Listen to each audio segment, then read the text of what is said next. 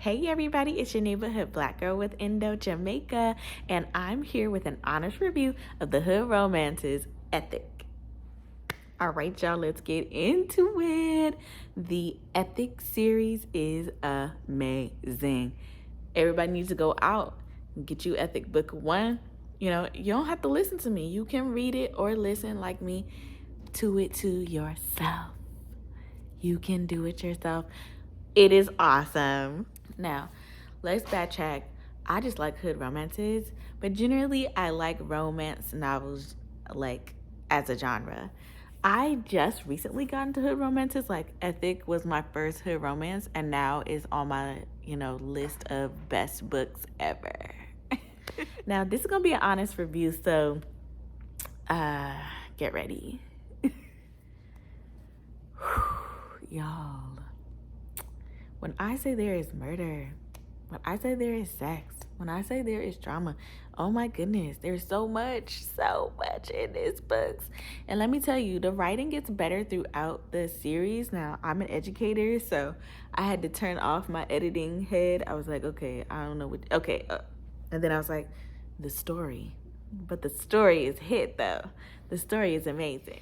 Because you can't really tell if Ethic is a good man or a bad man. He be murdering, he be loving.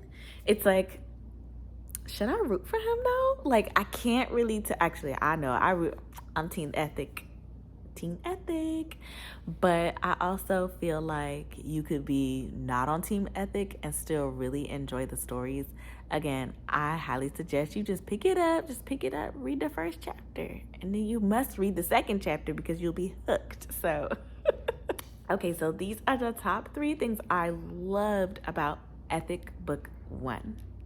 So, number 1, I loved that she writes in a really different style. The author's name is Ashley Antoinette, and she writes in kind of a combination of a stream of consciousness and first person. It's something I've seen before, but it wasn't done well. I realized that I had seen it before because she was doing it, and I was like, okay, I have seen other authors try this style, but usually it's hard to execute because things get jumbled, timelines get mixed up. You can't tell who's talking and when you have a stream of conscious, you're like, okay, she flawlessly, seamlessly goes from one stream of conscious to the other. It's pretty cool because then you're like, wait, I'm now in somebody else's head. I'm in somebody else's head. This is amazing. But the stream of conscious is connected to what the other person was thinking. So it's like, well, that's a good writer right there. She's a really good writer. I wish when she was, she wasn't a new author. She had actually written a lot of books with her husband before she got super famous.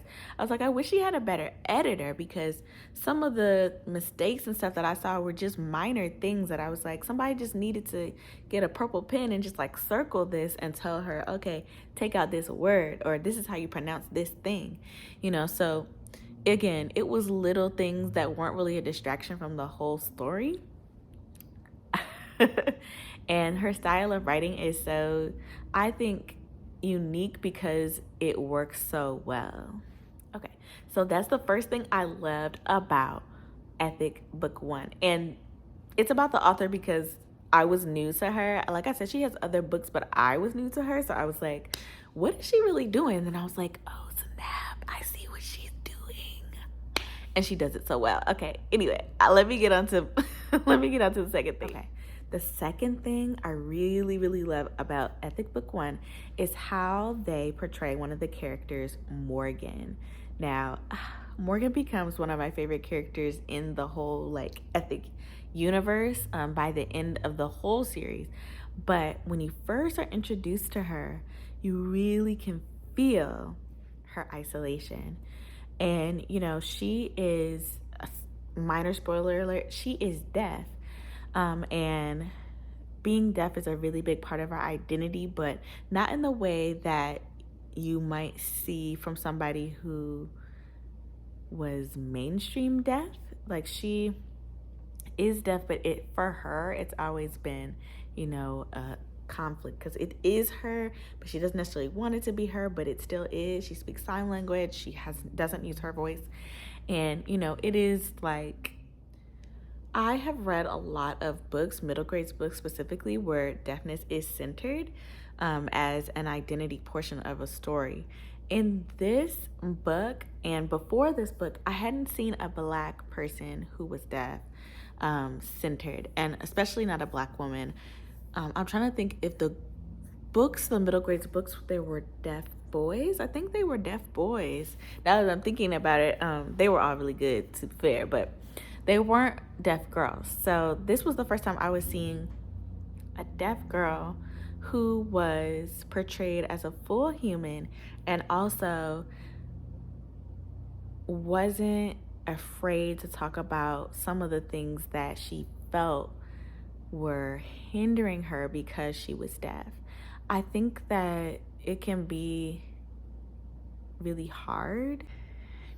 I think that before this book, people might have had some misconceptions, and maybe they still do have some misconceptions, because I was thinking about it and I was like, actually, I'm not sure. I don't know anything about Ashley Antoinette. So I was like, is she deaf? Like, is she deaf? Is that why she writes about it? Or is one of her children deaf, you know? Because she writes about it in a way that's very real and authentic. I am not deaf, but I did grow up in a school that was a mainstream deaf high school. So we learned sign language. There were people who were deaf all around. And, you know, well, some of my friends were deaf. So it wasn't like foreign to me. But again, I'm not deaf, so I can't tell if it's actually real and authentic, but it seems that way because you get kind of the whole picture, and deafness is not the only identity that she has, but it is a big part of her. And I think she writes so well about, you know, the struggle that she has trying to come to terms with the fact that she might not want to be deaf anymore, or she might want to use her voice now. And, you know, those really empowering things that young people do where they discover parts of themselves that they might, you know, have to work for, towards, or up to. Yeah, I think she does a really good job. So yes, Morgan Atkins and her character development is the second thing I really, really, really love about Ethic Book 1. All right, so the third and final, last but not least thing that I really loved about the Ethic series, written by Ashley Antoinette, was the portrayal of Black family life. Now, Ethic has a blended family, and I'll let you read the book to find out how and why. It's an atypical situation that gets him to a blended family, but he has a blended family, but the family is so full of love that it's like, it's really amazing to see, because I find that outside of the Black community, I haven't seen this in a whole lot of other communities, but feel free to correct me when I'm wrong, that when you are in a blended situation, people tend to like point out, oh, that's my step brother, that's my half brother, you know, stuff like that. And she does a really good job of just portraying, you know, that ancestral ideal that we are kind of all together, and family makes a family, not necessarily blood.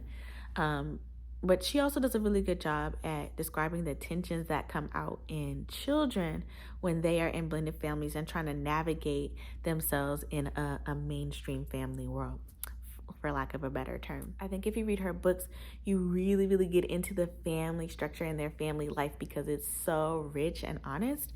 And you see the family grow as a whole. Like, the family itself is like a living character in the books, and I love it because I feel like that's how family is in real life, and I feel like she captures it so well. And you see the beginnings of that in Ethic 1, and when you get to Ethic 6, you're like, wow, look at this family. Wow, look at how much they've grown. And, you know, it's not all hunky-dory. It's maybe one unicorn and no rainbows, you know, in the book. So it's not as if the family is like, oh my gosh, you know, the most privileged and, you know, gets everything. They go through a lot of turmoil. They have a lot of joy.